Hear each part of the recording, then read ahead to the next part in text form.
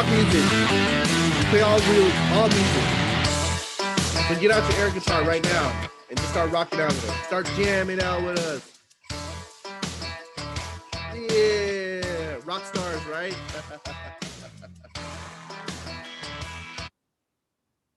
All right. It is Friday, April 30th, 2021, and dang, this year is going by fast. Now, before we get into today's episode, welcome to episode 4 of Real Talk with Coach Q and Broker Wes. All right. So, before we get into today's episode, let's start with our introduction, shall we?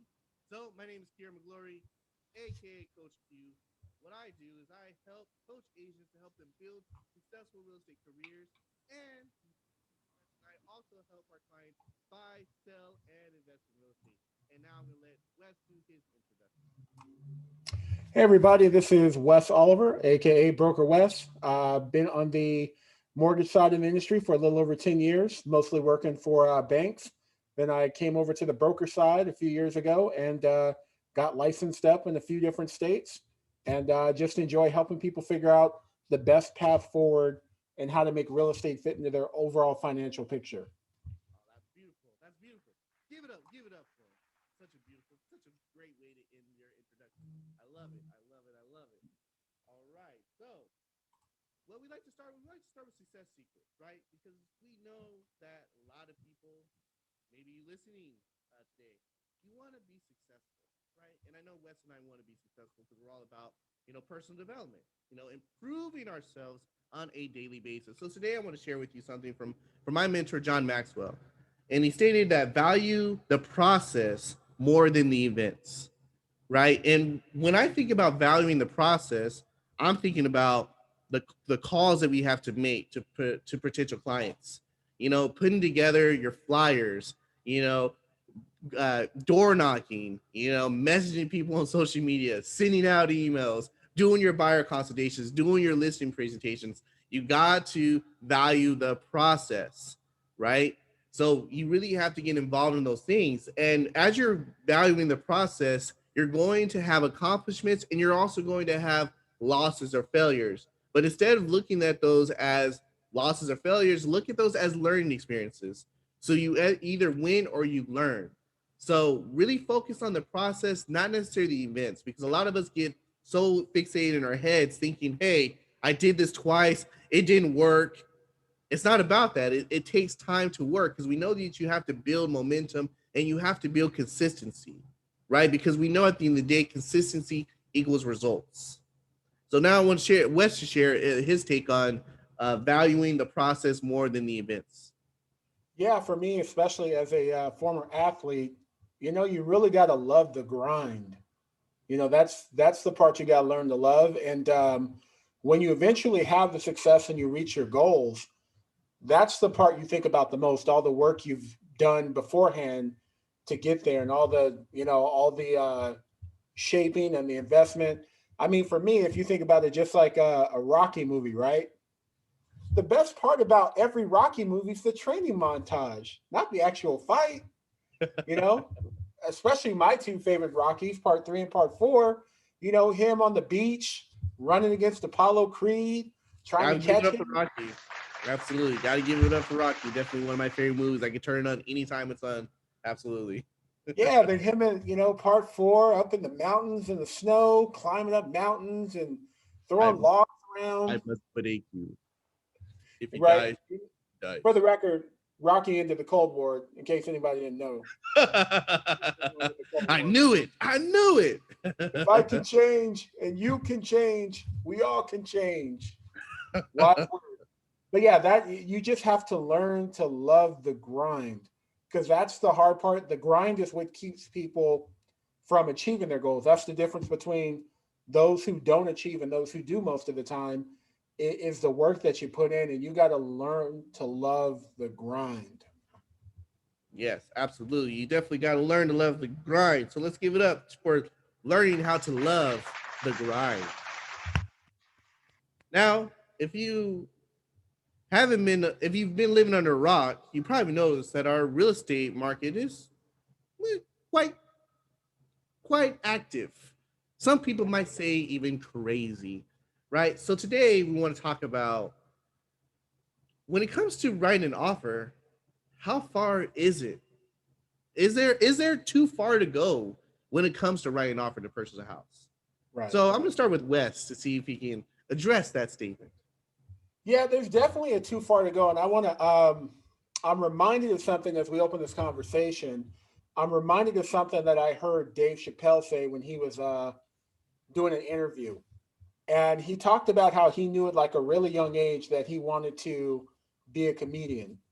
So he went and had this talk with his father. I think he's like 14 years old when he was doing stand up in clubs. So he was having this conversation with his father. Keep in mind, he's raised by two teachers who obviously want him to go to college and all that and follow their path. But he told his dad he really loved comedy and that's what he wanted to do. And his father said something to him that really stuck with me and it really applies to this particular situation. What he said was, he said, name your price in the beginning. If it ever gets more expensive than the price you name, get out of there. And it's the same thing when you're talking about writing offers. It's a conversation that realtors need to make sure they're having with their clients. How far are you willing to go to get into a property, and then discuss the options and discuss the consequences of those options. So if you know you might be in a position where they're going to ask you to waive your contingencies for the loan, for your inspections, the appraisal, all that, that's a good conversation to have before you go into the home and you feel like you're in a pressurized situation and you're just saying yes to something without fully, thinking about what the consequences of that are. As far as your purchase price, whatever, how much above asking are you willing to go? And how much extra are you willing to come out of pocket with if that property doesn't appraise for the value that you've set for that property? So there is a too far, and the answer to the too far is based on who you are and what your goals are, and you know what's most important to you. Some people don't mind starting with negative equity on a property. Some people are willing to come out of an extra $30,000 to get that particular property. Some people are not, and more importantly, some people are not in a position to be able to do that. So I would just say, yes, there's a too far, and you need to figure out where the line is before you get yourself in a multiple offer, multiple counter situation. You should have that conversation with your realtor. Yeah, absolutely. And I love the fact of what you're saying is the fact it's based on the individual, right? Because if a person's comfortable paying $30,000 over list price, right, and they have the funds to be able to do that, or like you said, they're okay with coming in negative equity, right? So I really feel that it's more on a one-on-one basis as opposed to saying, oh yeah, if you're paying 5,000, 10,000, 1%, 3%, or more than 5% of list price, that's too far, right? Because I think that's painting a broad stroke on everybody. Because we know at the end of the day, your situation is different from someone else's situation, right? So it's Right. really based on your individual capacity, what you can and can take on. Because obviously, there are people out there that have limits, right? Like, hey, I don't have the funds or the means to pay an extra $20,000 or $30,000, right? But I truly feel that it's really based on a case by case basis when it comes to that, how far is too far when it comes to an offer price. Right. And, like I said, it's just a matter of personal preference for some people. Because Mm-hmm. I've known people who've had millions of dollars in cash reserves, and they still don't want to start with negative equity on the property. Some Right. people are okay with that because that property is that important to them. So yeah, and most importantly, I cannot stress this enough. This is a conversation you need to have with your realtor before you get into a multiple offer, multiple counter situation, because you don't want to make decisions like that under duress. Yes. Yes. Absolutely. Absolutely. Well, thank you for closing that for us there. All right. So next we move on to hot topics. All right. And today we're going to be talking about we're going to talk about Anthony Hopkins and his win for the father, and it's been somewhat controversial, and I'm definitely going to have Wes, expound on that a little more. So Wes, what have you been hearing, man, about Anthony Hopkins win and what's been going on with that? Well, I mean, the controversy side, and it's not a big controversy, but obviously people get emotionally invested in not only actors, but more importantly, characters those actors portray in movies. And you get in a position where you actively root and get emotionally involved in a particular actor, winning that particular award for that performance. So, obviously Chadwick Boseman with the passing of Chadwick Boseman, who's, most people say is a phenomenal actor, and you have a lot of people who like his work and we're really rooting for him. And it reminded me of years ago when Heath Ledger passed away, right? Mm-hmm. And I was I'm a huge Batman fan, huge Joker fan. I thought he did a phenomenal job as the Joker. So I really wanted him to win that Oscar. And I was rewarded, thankfully. And more importantly, he was rewarded because it's not about me, right? Right. But, he did win, and that was pretty awesome. And it was pretty exciting. But, obviously a lot of people were excited and, hopeful that Chadwick Boseman was going to win. That didn't happen. Of course, Anthony Hopkins won. But the thing about Anthony Hopkins, the reason I wanted to talk about him was because to me it was a reminder. I didn't know this. Two things. Number one, it's been 30 years since he won an Oscar. Wow. 30 years, which is, crazy when you think about it. And then secondly, he's 83 years old. So he's the oldest person to ever win an Oscar. That's amazing. So you gotta give it up to Anthony Hopkins, the oldest person to ever win an Oscar at 83. That's amazing. Yeah, so that's great. And what I took from it was, especially in the realm of people who want to become homeowners, you're never too old to accomplish something if you want to do that. And you should never give up on something just because you feel you're too old for it. I remember speaking with an advisor when I was in college, and he went back to school when he was like 45 to get his master's. And he said he was talking to his wife about it. And he said, I want to go back, but I'm going to be 46 next year. And her response was, well, you're going to be 46 whether you go back to school or not. All right. So just go. Yeah. And same thing, if you want to be a homeowner, it's not just for, young people, who are just starting out. If you want to be a homeowner, if that's a goal of yours, then you should stick with that and make it happen. Challenge yourself. Yes. Challenge yourself. Yay for home ownership. Absolutely. I love that. Yes. And I love the way how you tied it into Anthony Hopkins winning, the Oscar and tying it into home ownership. So I mean, that's awesome that you're able to tie those things. So yes. So for me, I mean, I'm both, Anthony Hopkins fan and also, Chadwick Boseman fan as well. I mean, at the end of the day, for me, it's like, if they felt that he did a performance worthy of him winning an Oscar, then it is what it is, right? He got the Oscar for it, right? So I mean that's how I see it. You know what I mean? That's whoever they choose to win, then that's who they choose to win. Like I don't look at it as controversy and this person should have won because of this. It's not based off of that. We just have to look at it just straight how it is, right? It's a subjective thing. I mean, Exactly. that's Very. what art is. Absolutely. Art is a subjective thing. Art is subjective. Absolutely. Absolutely. And I love that. Exactly. You could be in a museum, right? And you can come across this piece and Wes can be like, oh my gosh, this is such a beautiful piece. And I can come by and be like, wow, it looks like my daughter painted that. Like, what are you talking about? Right? Oh, because art is subjective. Yes. absolutely. Yes, absolutely. Absolutely. Yeah. Well, that is hot topics. Yes. Awesome. Now we move on to the market update. So, Wes, what's been going on with the market, man? What has been going on with the market?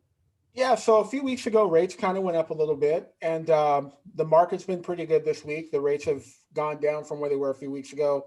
So I'll just read this. And as I tell everybody, if you ever want to know kind of where the rates are nationwide, if you go to the Freddie Mac website, they give you the details on the rates. So, like for instance, right now, the 30-year fixed rate mortgage is at a 2.98% rate. Whoa, Whoa. Do that. Say it one more time. 2.98% rate. One more time for the people in the back. 2.98% rate. Come on, you got to give it up. You got to get up for 30-year fix under 3%. Are you kidding me? Wes, when is the last time interest rates have been this low? Maybe a few weeks ago. Okay. Before right. that, I should have phrased it better. Okay. Within the last year, when has interest rates been this low? You know what? Pre-pandemic, when have interest rates been this low? Oh, you would probably have to go back to like 2012 to get anywhere close to that. And I still remember 2012, they were maybe like 3.125. But yeah, you would have to go back to 2012, 2013. By the way, when you go to the Freddie Mac website, they show you a chart that shows you the trends in interest rates over the last 30 years. So it's pretty cool. Nice. Yeah. So that's a 30-year fixed rate. On a 15-year, it's at 2.31%, which, I mean, that's still a great rate. And then if you're looking at an adjustable rate mortgage, it's 2.64%. So, and I'll just give you kind of real quick the why. So this is kind of to help you understand what's going on here. So in light of the rising COVID caseloads globally, U.S. Treasury yields stopped moving up a month ago and have remained within the narrow range as the market digests incoming economic data. The good news is that with rates under 3%, refinancing continues to be attractive for many borrowers who financed before 2020. But for eager buyers, especially the first-time home buyers, inventory continues to be extremely tight and competition for available homes to purchase remains high. So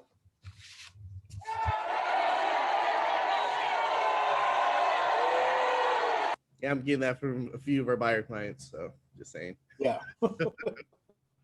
Yes. But rates are really good. That's part of why. So it's good news. Yeah, exactly. Yeah. The thing is, when I hear, because obviously as a coach, I hear this also from my agents, right? Actually, one of them actually sent me an email today talking about how it's such a sucky market, and I was thinking, I'm like, we can't have that mindset, because I truly feel that your mindset controls everything in your life. Right. You know what I mean? How you look at things, how things affect you, the results. So if you're thinking that it's a sucky market, you're sharing that with your clients, and your clients also think it's a sucky market. So then you're not going to be able to move forward with it. Now, is this market competitive? Absolutely. Right? Are you dealing with, multiple counter offers? Are you dealing with homes selling over list price? Absolutely. But if you stay, vigilant, if you stay working hard for your clients, if you stay learning, learning what you can do to better help your clients, put them in a better position, you will help them win. You just have to get out of your own way, right? Because the thing is, you can't say something like it's a sucky market, right? Because it isn't a sucky market. We know buyers that are winning. We know sellers that are winning, right? And at the end of the day, who's buying a house? Is a seller buying a house? No, a buyer is buying a seller's house, right? So there are buyers out there. You just have to be able to really get at those buyers and really be able to guide them to getting their offers accepted, right? And it comes back to the whole thing about what we talked about. How far is too far when it comes to offers? You know what I mean? If you have a client that says, listen, Wes, like we have, money in the bank and we're okay with paying above list price as long as we can get a house, then that's all that matters. Right. So you really have to change your mindset. It really all starts from there. So, so I responded. I'm like, no, it's not a sucky market. Change that mindset right now before you continue to make calls to people. You know what I mean? Because people can feel that energy off you, so it's not a sucky market. It's a competitive market, yes, but it's not a sucky market. It's an opportunity market, an opportunity for your buyer to get a home at a low interest rate, an opportunity for a seller to sell at top dollar. So it's an opportunity market. See, this is why you got to watch Game of Thrones, Kier. I was just watching, I've been rewatching it lately, and two of the main characters are having a conversation, and one of them says that chaos is a pit that pulls everything into it and it's destructive. But the other one, he said, no. Chaos is a ladder. And the only thing that matters is the climb. How high and how fast can you climb? I love And that. that's really the mentality that you have to have. And I remember early in my career, back around 2012, 2013, when the rates were really low. So the chairman, Fred Bernanke, he came out one day and said that the government was going to stop buying the mortgage-backed securities. You can imagine what that did to the interest rates. We literally went from seemingly like a rate of 3.25% to like over 4% within a couple of weeks. Mm-hmm. And we had like days where rates went up like twice in the same day, right? So a bunch of people, I was working in a call center at that point, I was working for Cash Call. A bunch of the LOs stopped coming into work. They weren't there every day. I was still there. So my manager, he said, I don't know what it is about you, Wes, but you actually seem to be doing better now that rates are going up. He said, what's your secret? I said, the secret is I don't worry about where the rates are. I worry about if it's a benefit to the person I'm talking to on the other end of the phone. That's it. So if my rate is 4%, but you're at 5%, what difference does it make that the rate was 3% a couple of weeks ago? There's a benefit here. Take the benefit. And by the way, in a lesson in having the right attitude, I also saw it as an opportunity because I think it's easier to get people to move forward when the rates go up. And I'll tell you why. Because when the rates are low for so long, you keep telling people like you need to move on this, you need to move on this. And they're like, oh, we'll wait. I think the market's going to get lower, whatever. When that market starts to go up and when the market goes up, it's like a rocket. When it goes down, it's like molasses. But when it goes up, it's like a rocket. So as soon as that market starts to go up, now they get motivated like, oh, what they told me was going to happen is happening. I better get in before it gets too high. So all about having the right attitude and the right focus. Yeah, absolutely, absolutely, definitely. Right attitude and right focus. I love it. Yep. I love it. Awesome. So, one of my favorite parts of our podcast is the Wes Bio. Oh, we're starting with that. They're not ready for the Wes Files. I'm ready for the Wes Files. So bring on the Wes Files.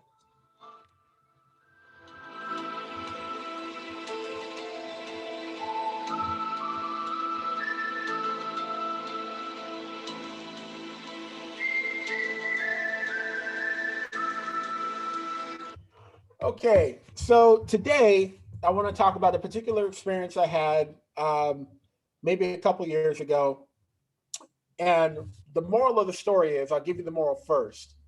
It's very important that your realtor remains calm and has the experience to kind of know how the process works and what's happening. And they communicate that to you. So I had a particular client. He was buying a property that's worth over $1 million. And when you get in a process like that, when you go for financing like that, it's more involved as a process.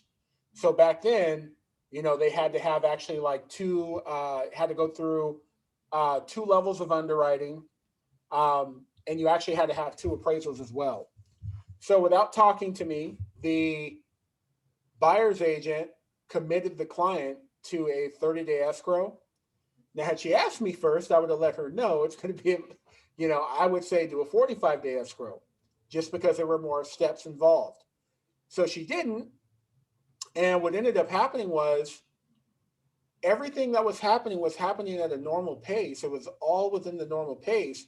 But because she set those expectations so high, what ended up happening basically was everybody ended up getting stressed out.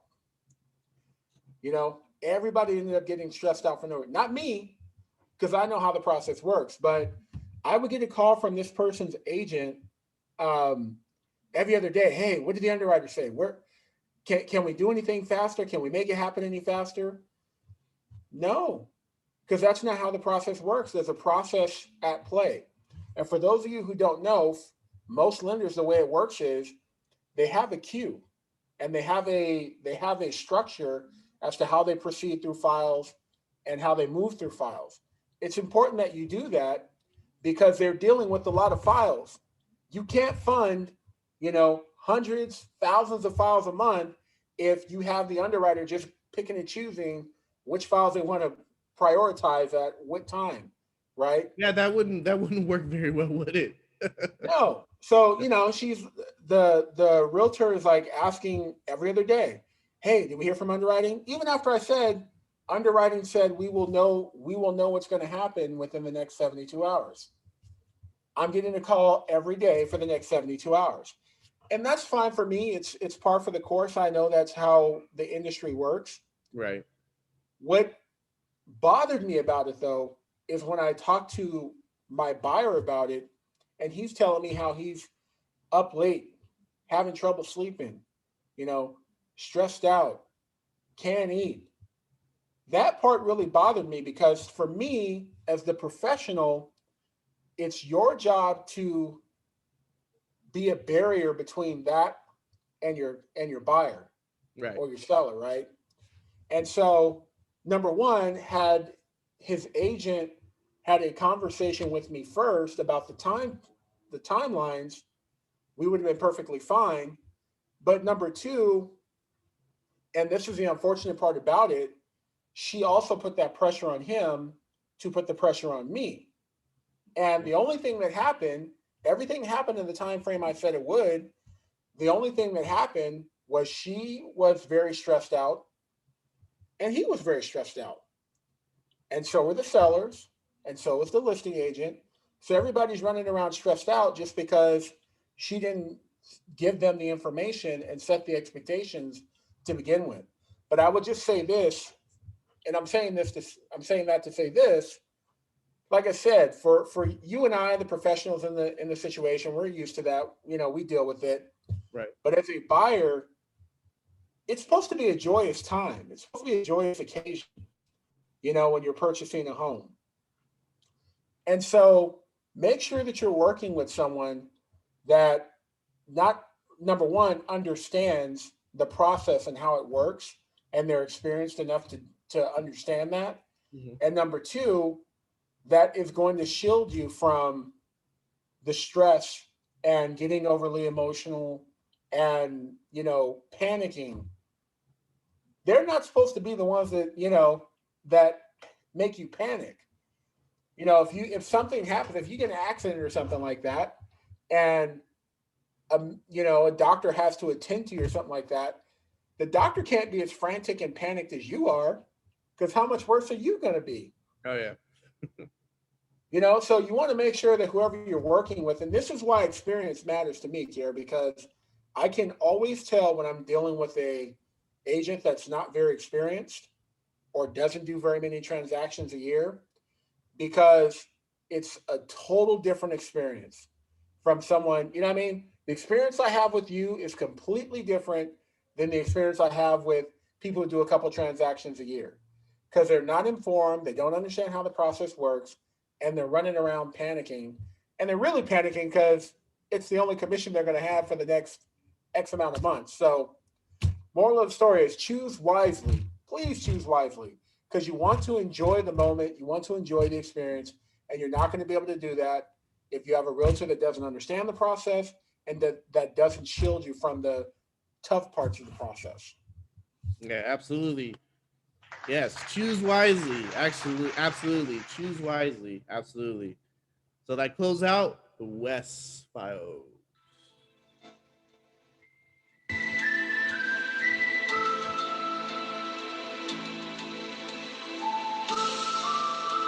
So so like alien like, isn't it? Like It seriously, I get is. pictured alien like, ooh, like doing that. It's wow.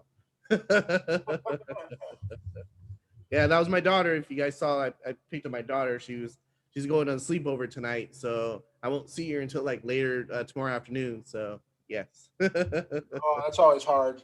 Yeah, we're actually going to a friend's baby shower tomorrow, so we're gonna be doing that. So yeah, it's pretty awesome because our friend is due at the end of May, and then my wife is due, at the end of July. So our babies aren't going to be too far in age, so that'd be awesome. So Oh yeah, that's cool. yeah, and then another friend of mine just found out. Well, I just found out his wife's pregnant, and they're having a boy just like we are, and they're going to be due like a month after, we do ours. So, you know what I mean? So it's pretty awesome. Man, I have all these babies all close to ages. So it's pretty cool, man. Pretty cool. Pretty cool. So this is Pressure number though. 2. It's Yes. pressure. I only say that because you're like, we're really good friends. I hope our kids like each other because that's going to be really awkward if they don't, right? Yeah, it sure would, man. Absolutely. What'd your kid say to my kid? Like, what? Yes, sir. Yep. So I'm sending positive vibes out there. So we'll be good. We'll be all friends. So awesome. Now we go to the city spotlight. So city spotlight that we're doing today is Fullerton. So let's give it up for Fullerton. Yes, yes, yes. Happens to be the city that I live in, and I also attended Cal State Fullerton. Yes. Give it up for those Titans out there, fellow Titans and all that good stuff. So, little history about Fullerton. Obviously, Fullerton's a college town known for, obviously Cal State Fullerton. Cal State Fullerton actually has one of the best business programs in the nation. So that's also something to know about. And when it comes to real estate, when it comes to Fullerton, average home price in Fullerton is actually 915,000. Now, 2 years ago, the average price in Fullerton was 740,000. So you can see that we made quite a jump within a couple of years. Also, current days on market, meaning that when a house comes on market and then it goes into escrow, is about 14 days. 2 weeks ago, it was 18 days. So what we're seeing is homes are being snatched up quicker, when it comes to the city of Fullerton. Also, median income in Fullerton is about 78,000. So those are just some specs about Fullerton, and I also let Wes share some things about Fullerton as well. Yeah, so they have a lot of cool things to do, like most cities do. So let me tell you about some of those. Number one, they have a lot of places you can go see a play. It's crazy. They have the let's see, the Maverick Theater. They Maverick Theater is have pretty the cool. Me and my wife have gone to Maverick Theater at least like 5 or 6 times. So we're okay. we're big, we're big on plays. So we love plays. So we'll go see a play anytime. I don't know. I mean, the thing is with me and plays, I guess for me it's all improv. I mean, like obviously they have a script or whatever, but it's all live. There's no cut. Like, can we do this again? It's like no. Like you're on stage. I see you, right? So yeah, we're big play goers. So we go to the Maverick Theater for sure. Okay. So yeah, they have the Muckenthaler Art and Cultural Center, Mhm. the Clays Performing Arts Center, the Plummer Auditorium. Um, they also have a they have the I don't want to butcher this, the Arboretum. Yeah, That's like yeah, the Fullerton botanical Arboretum. gardens. Yeah, yeah, it's like right by Cal State Fullerton, so it's pretty cool. We've gone there a few times, so it's pretty Yeah. cool. But and all those other places you mentioned, I think we've been there at least once. So and also Fullerton's also known for breweries, so they got quite a few breweries in Fullerton. So yeah, definitely make sure to check those out as well. Yeah, and then they have the jazz festival. So they're another place you can go to a jazz festival. Laguna Lake Park, where you can go fish. Some of the events they have a kids fishing derby that's held at the Laguna Lake Park. Be pretty cool. My son's been bugging me about going fishing. They Nice. also have a summer concert series, a Memorial Day ceremony, Fourth of July fireworks. They have a first night in Fullerton, which is like a uh, New Year's Eve celebration, which is pretty cool. And oh, there's another theater I forgot about, the Stages Theater. Yeah, Sage's Theater, good theater too. Yeah. And I'll tell you, one of my favorite places to go, back in my bachelor days, was downtown Fullerton on a Saturday night. Oh That yes. drove all the different bars and clubs and everything. Yep. Yeah. Yeah, a few of those places are still there. So Oh, I know. I know. Good times. And I yes, think yes. they have what, something like 20, I think they have something like 20 schools altogether, 5 high schools. Um, I think like another 5 junior high schools, 12 elementary schools. Most of the schools are pretty high ranked. So that's it's pretty good. And I think the median income when I looked it up was somewhere around. Let me see here. 78,000. Median household income is about 78,000. The median net worth is about 102,000. So reason we share that information is because you kind of know where you need to be financially to own a home there. So Yeah, yeah, that's also, I love that. That's a great way of looking at it, right? Yeah, yeah, absolutely. so yeah, another cool city with a lot to do. And I'm not a Cal State Fullerton alum, but I did go there for a semester. Nice. Well, you okay? I guess we can give. I guess we can call you a temporary. We can call you a Titan. Why Well, my not? mom got her bachelor's and her master's there, so there's There you go. that. Honorary. There you go. Yes. Yeah. Well, definitely love Fullerton. It's definitely one of my favorite cities in Orange County. Obviously, we live in Fullerton, so we definitely enjoy it. I mean, it's definitely a community. Obviously, with great schools, as well as great entertainment. And also a lot of cool things you can do as a single person, as a married person, as a person with kids. There's a lot of things that you can do in the city of Fullerton. So if you ever have any other questions about Fullerton, or you're thinking about buying, selling, or investing in Fullerton, definitely reach out to us because we can definitely help you with that. Absolutely. Awesome. Yes. So before we let you guys go, we want to talk about something that our current president Biden talked about, and he was talking about $15,000 for first time home buyer for first time home buyer credit. So I'm gonna let Wes expound on that a little bit before I jump in about my thoughts on that. Yeah, so he's working on he's given the directive to Congress. He wants us to pass a new tax bill for first time home buyers. Here's the particular details. It's supposed to be up to $15,000 of a tax credit. Um, you only have to be a home. You only have to have not owned a home within the last 3 years. So understand that first time home buyer doesn't mean that you've never, ever, ever, ever owned a home. It just means that you haven't owned a home in the last 3 years. Um, Now, you're probably going to need to own that home once you buy it for at least 4 years. Otherwise, they're going to recoup the tax benefit from you. What's left, I'm sure it'll work on a prorated basis. Has to be a primary residence. More than likely, once it passes, it's going to be retroactive. So it'll be for homes that were purchased after December 31st, 2020.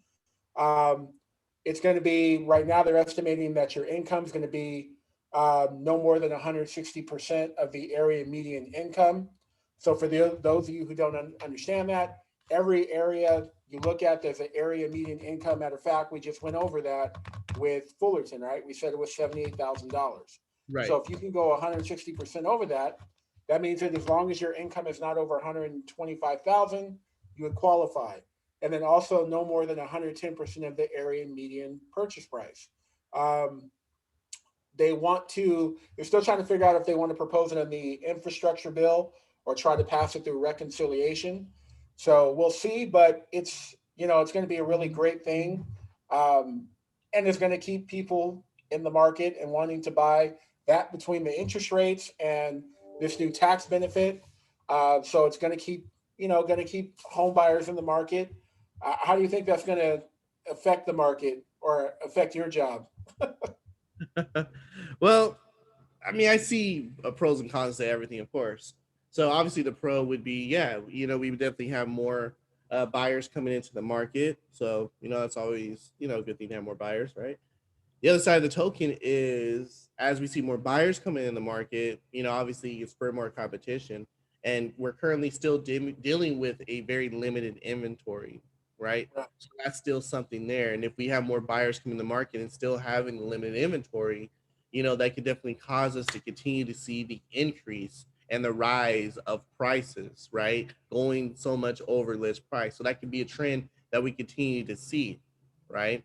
Now, the other side of it is, like I said, I'm all about, giving opportunities for first time home buyers. You know what I mean? So I would definitely like to see this. I just feel that as agents, or as agents who represent our clients, we just have to be a little more well versed, in what we do in terms of how to negotiate, for our clients' behalf, and how to really get our clients' offers, accepted, right? So utilizing the fact that they get, first time home buyers get this additional, assistance, just as an agent, really take the responsibility to really learn how to help your clients utilize this $15,000, as a benefit that's going to help get their offers accepted. So for me, it's just really about developing yourself, and really coming to an opportunity of how this $15,000 can help some of your buyers either get them into a house because they're actively looking, or buyers that felt that don't have the funds. Now they have this $15,000, you know what I mean? Or 10% would, obviously if 15,000 is the max, what they can do. So for me, just be optimistic about it. I mean, that's what it really comes down to. Like, I don't want you guys to be a Debbie Downer and just, oh, $15,000. Now there's more buyers out there. Now it's going to be more buyers. Because at the end of the day, your job is to help your client get a house, right? Your job isn't to worry about the other 15, 20 plus buyers that are going for the house your client wants, unless they all hired you. Unless those other 15 or 20 offers are coming from you, then that's when you worry about it. But if you happen to be representing that one client that wants to buy that house, your full on attention needs to be how to help that client buy a house. And I'm actually going over a class, with my coaching clients on this coming Monday, actually, and I'm going to be showing them, how to get their offers accepted in this highly competitive market, because we've been able to do it with our clients, and I've been able to help some of my coaching clients get their offers accepted. In fact, one of my coaching clients just capped for the first time in his career, so now he's at 100% until his anniversary year. He's never done that before. You know what I mean? So there are ways to help your clients win. You just have to take the opportunity to really learn, and really be open to new strategies, even if they're kind of scary, but just being open to it. That's really what it comes down to. Yeah, and I'll just say this: people's offers are getting accepted every day, and I help a lot of buyers, and every buyer that I'm able to help, they're not all putting down 20%, and they don't all have 800 credit scores. So somehow their agents are figuring out, how to get them in the house. And by the way, they're not all removing contingencies ahead of time. They're not all going well over list price or anything like that. Their agents are, thinking outside the box. They're keeping them involved. They're keeping them active. They're having them put more offers out there. So if other people can do it, so can you. Don't let that deter you from, taking advantage of a really great opportunity right now, not only in the way of things like the tax credit program, but also like where interest rates are right now. So you just have to do the work and stay steadfast. And here's the thing: if I know most realtors like dealing with listings, right? They want a lot of listings, right?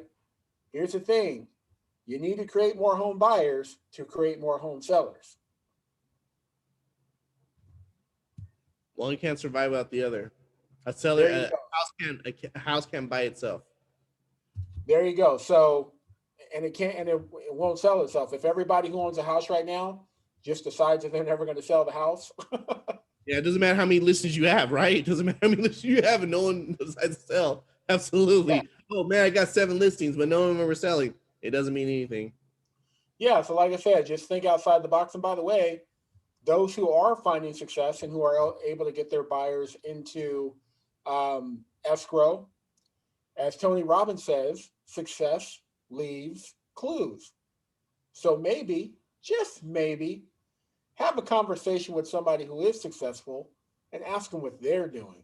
Because I guarantee you, all of their clients don't have 20% or 800 credit scores either. Absolutely. I love that. And I love the fact that you left with success leaves clues, right? And I truly feel that a lot of us always want to recreate the wheel. You know what I mean? We always want to recreate the wheel. Like, I want to do it this way and I want to try this. Like, why? If there's a proven system of success, why not do that? You know what I mean? Like you said, talk to the agents that are getting offers accepted, right? Like, hey, that agent's getting offers accepted. Let me talk to him or her to see how they're doing that. Right? Yeah, absolutely. So I love that, man. Success leaves clues. I definitely love that. And like I said, at the end of the day, I always want something that's going to help first time home buyers, right? It's just a matter of us learning how we can help them get into the houses, right? Because that's our job, right? Our job is as our guides to help guide them on the journey of home ownership. You know what I mean? That's our job. And it's one of the most rewarding things ever. I mean, there's nothing like making that call to let someone know that they've closed escrow and they can go get their keys. Yes. Absolutely. It's always a great feeling. All right. So, Wes, is there anything left? Is there anything else that we should talk about? Yeah, I think this one you're going to be pretty interested in. So most of you probably know that Disneyland did away with their annual pass program because of the pandemic. A little sad. We're annual pass holders, man. We're a little sad about it. Yeah, and part of the reason that happened, of course, is because they didn't know what the limitations were going to be with attendance and all of that after we came out of the lockdown. So the President Potruck of Disneyland, he was doing a podcast the other day. He said they will have a new annual pass program available this year by the end of this year. He said it'll be reimagined. I'm not quite sure where his imagination is going to take us, but it will be available. Reimagined. Yeah. I like it. Well, we're always thankful for Disneyland coming back. You know what I mean? Because we definitely been missing that as a Disney fam. We definitely were looking forward to getting that back. So thank you for sharing that, Wes. That definitely makes us feel more optimistic about the future, being able to go back to the happiest place on earth, right? Right. I love it. All right. So thank you guys for joining us for another episode of Real Talk with Coach Q and Broker Wes. All right. Until then, see you on the next episode.